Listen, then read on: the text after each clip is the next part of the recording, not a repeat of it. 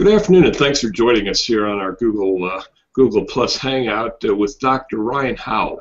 I'm Gary Foreman with thedollarstretcher.com. And in a new study due to be published by the Journal of Economic Psychology, San Francisco State University researchers have identified specific behaviors that lead to compulsive buying. It's believed that about 10% of us suffer from compulsive spending disorder. Today with us we have Assistant Professor of Psychology, Dr. Ryan Howell. Dr. Howell led the team that completed the study. Thanks for being with us, Ryan. Thank you very much for having me. The study indicates that compulsive spenders buy for emotional reasons. Can you kind of elaborate on some of that for us, please? Sure. When we talk about a person having an experience of maybe a buy high, if you were to think about if you're in a bit of a sad mood, or if you feel like you're experiencing a little bit of negative emotionality, a lot of people do different types of things to cope, to try and lift their mood up a little bit, to make them feel a little bit better about themselves. Compulsive buyers, people who tend to buy without any regard on the purchase that they're actually making, one of the coping strategies that they use is to go shopping. So when we're talking about buying for emotional reasons, we all have times when we're not happy or we're feeling a little bit sad, and what we've seen is that one of the things that drives a person to be a compulsive buyer is to use shopping as a coping mechanism. Oh, okay, so it's a little bit of an emotional jolt then. Right, it's a little bit of retail therapy, so to speak. Right, it's some people when they're feeling sad might hang out with their friends. Some people might go on a run. Some people might do less productive types of things. Compulsive buyers have a tendency to go to the mall.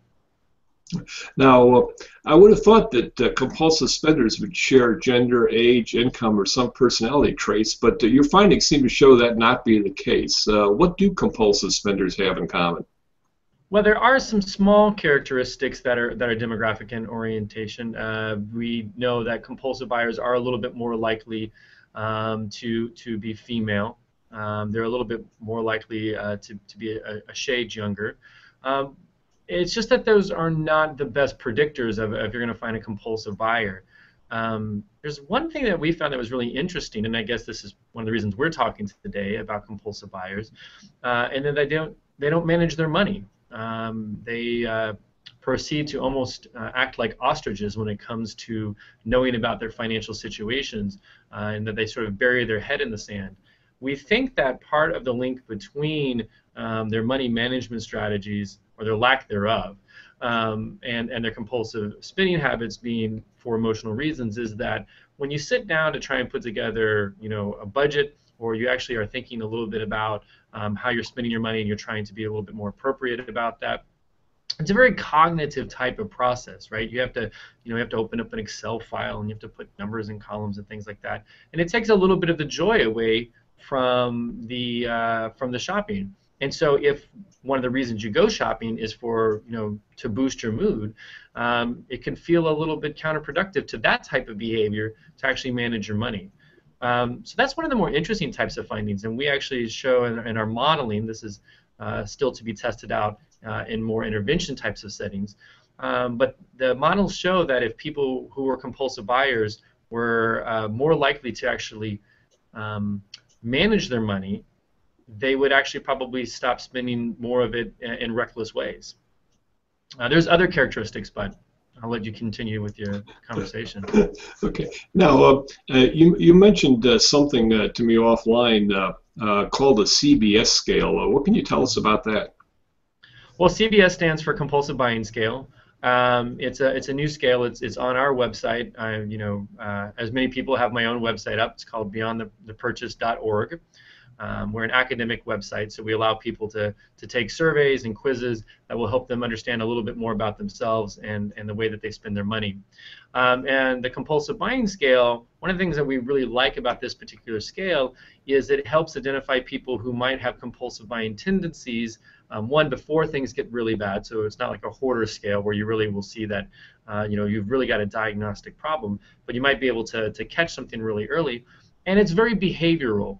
In that one of the questions on there is do you tend to have lots of shopping bags in your closet?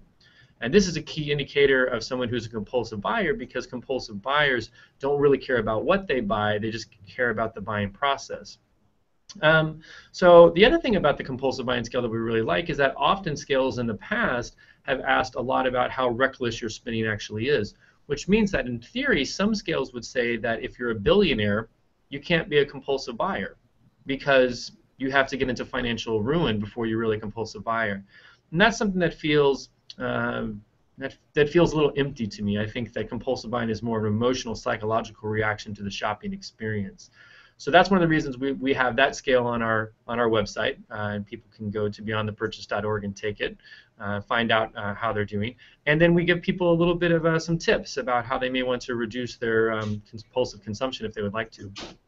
And that's yeah. Here at Dollar Stretcher, naturally, we want to give people tools to help them deal with their spending and get the most for their money. So that sounds like a tool that could be very valuable for them. Yeah, we think so. And that I'd like to, Ryan mentioned beyondthepurchase.org. I think it's a marvelous site. They have some great quizzes there, something called Materialistic Value Scale, and even one that I'm sure will be very popular, explaining why sex sells. And we won't give the secret away here.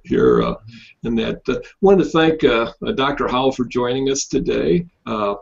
I'm Gary Foreman from the Dollar Stretcher. You can find us on Twitter, Facebook, Google+, Pinterest, and naturally a YouTube channel. And we hope to have Dr. Howell with us again very soon. Thank you, Ryan. Thank you for having me.